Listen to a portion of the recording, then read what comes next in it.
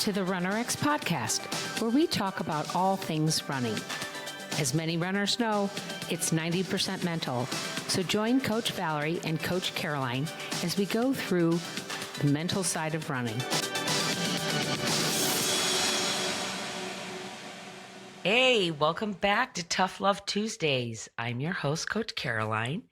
And today I want to talk about something that Valerie and I speak of often, and we're going to be recording some podcasts today, and maybe we'll hit on this again because we find it so fascinating when our runners do this, but we do it ourselves in our business. And I really have to ask myself, why do we do this as humans?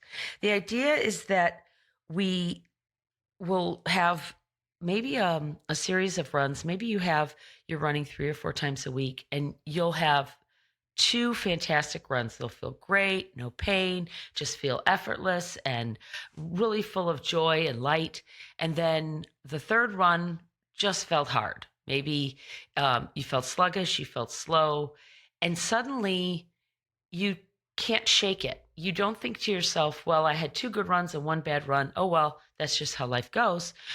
Keep going and I'll have a good run next week. You try to push it. We have runners do this all the time. They think, well, I had a bad run. I need to end the week on a good run. So they'll do a 4th or a 5th run in the week when the training plan doesn't have them doing a run, has them doing strength. And it's amazing to me because that'll happen sometimes on our Instagram posts or on our Facebook feed, where you'll have 5 people say, wow, that's a great drill. Thank you so much for posting that. What a great idea. And then you have that one person that says, wow, this is stupid. I can't believe you're doing this. And we're talking 5 people are loving everything you do, and you get that one person that gives you that negative response.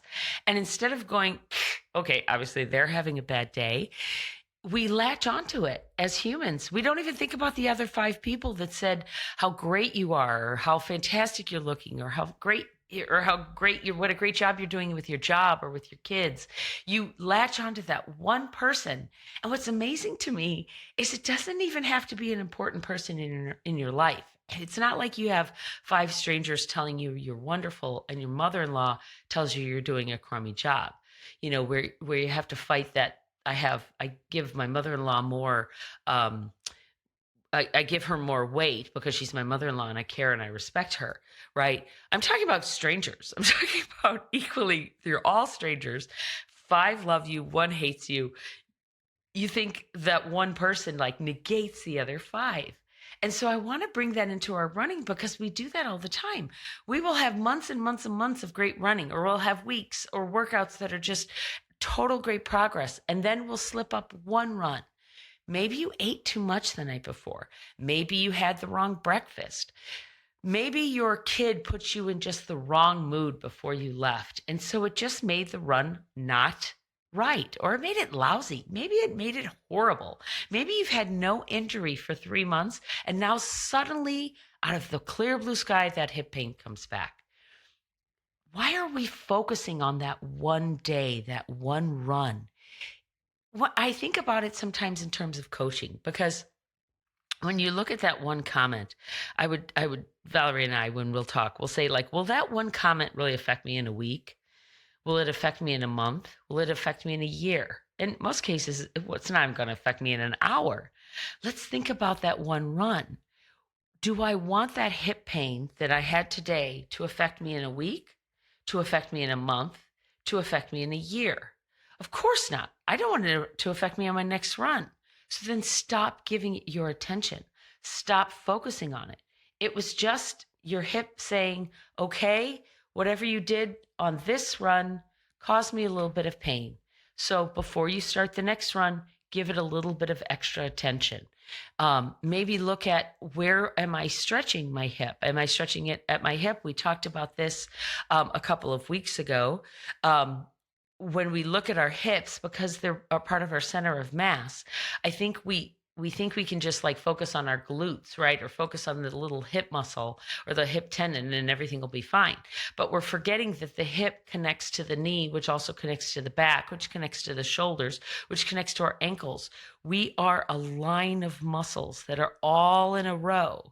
And you can't just focus on one little area and expect it to suddenly unravel. Think of it like a long rubber band that's twisted up.